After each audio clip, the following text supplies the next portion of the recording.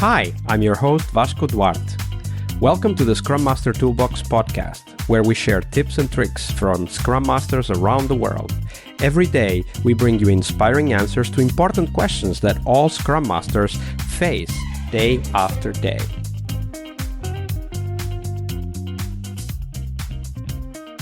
Hello everybody, welcome to our TGIF and Product Owner episode this week with Keir Lumsden. Hey Keir, welcome back.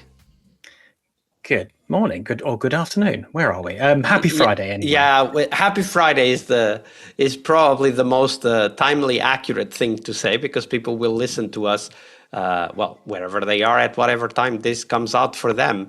But today is Product Owner episode, so let's dive into that. And Keir, we'll talk about great product owners in a minute.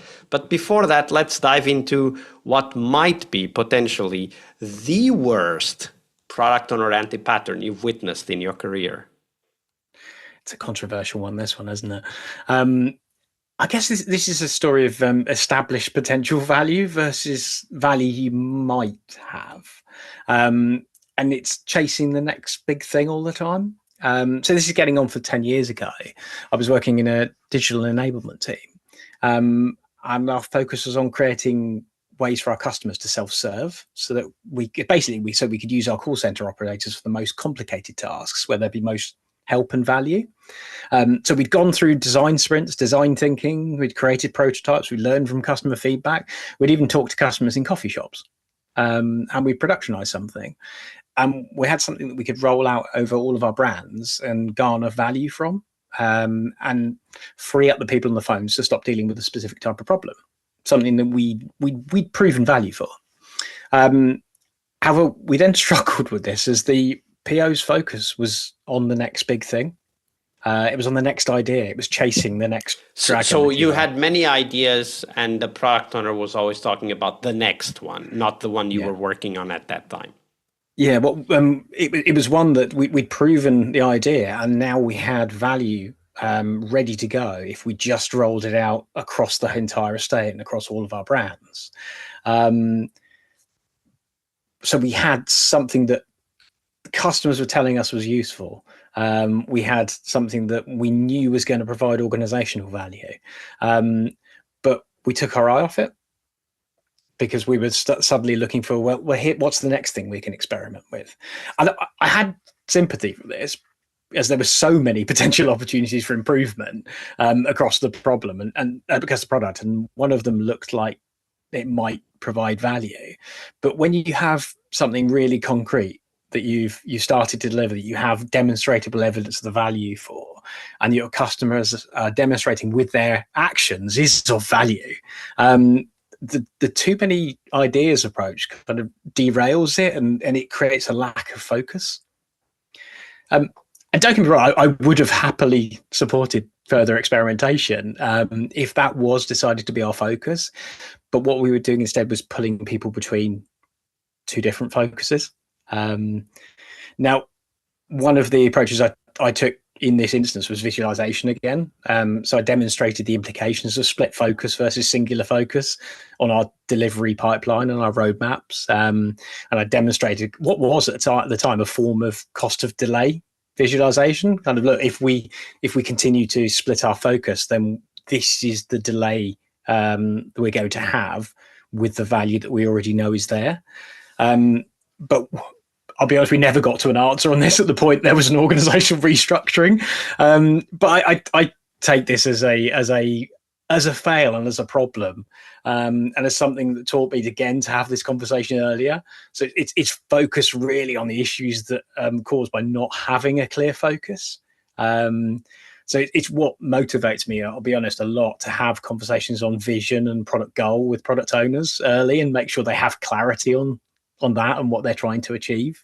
Because a product owner doesn't have that clarity of focus, who doesn't have a clear understanding as to where they want to, where is the value that they want to maximize, that has real impacts on the rest of the team and on the organization.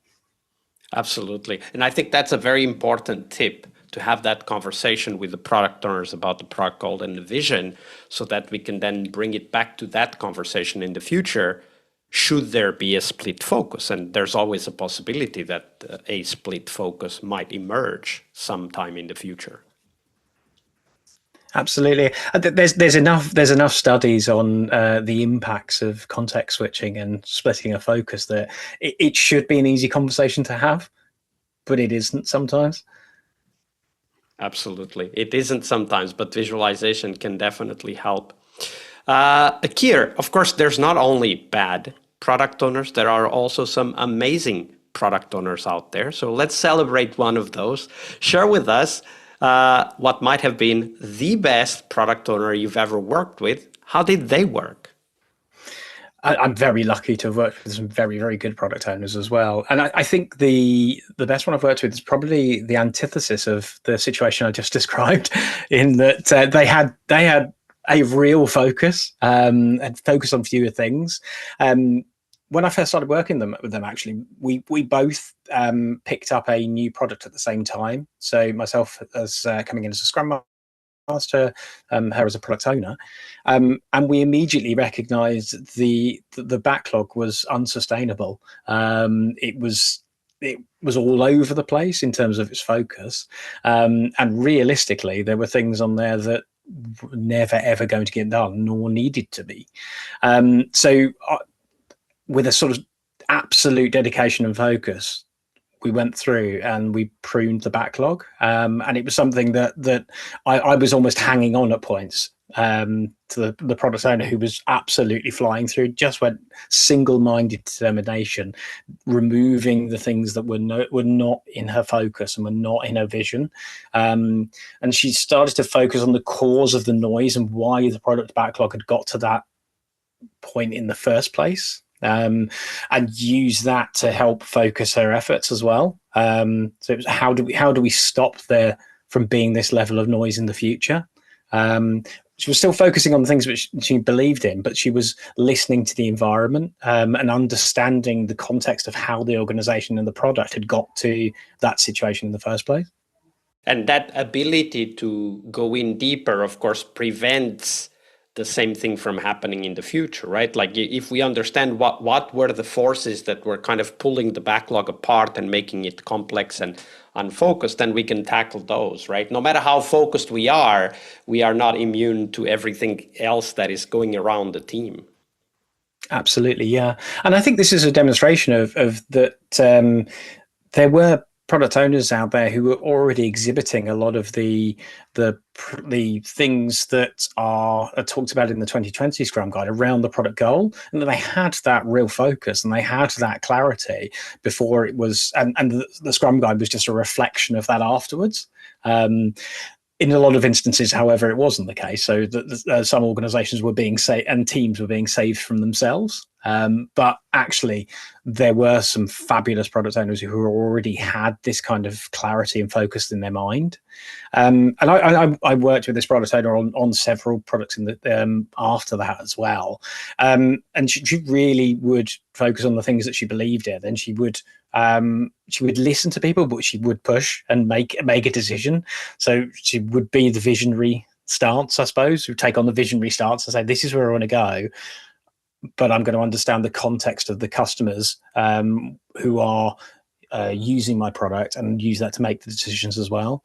So yeah, I think, but going back to it, the focus word is the obviously the value, one of the values of Scrum. It was so vital in this instance. It was having an understanding as to what she wanted to achieve with the product, and trying to remove the noise that was preventing that. Absolutely. And having that vision and having the courage to follow that vision is an important skill for the product owners. Keir. It sounded like we were playing bingo with Scrum values there. Keir, thank you very much for sharing these stories. We're getting close to the end, but before we go, do share with us, where can people find out more about you and the work that you're doing? It's probably a cliched answer, but over on LinkedIn is probably the best place. I've taken a little bit of a break from there for a couple of months, but I will be back there with some more utterings, some more verbal meanderings, and probably some videos as well. Absolutely. Well, put the link to Keir's LinkedIn page on the show notes so that people can easily find him. And why not go in and ask a few follow-up questions? I'm sure there's many questions popping up in your minds as we speak. Keir, it's been a pleasure. Thank you very much for being here, for sharing all of this knowledge, for being so generous with your knowledge and your time. Thank you. It's been a really great experience, and what a wonderful week.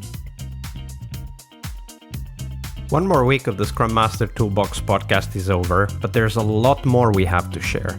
We have developed our own membership site where you find a community of active and engaged Scrum Masters.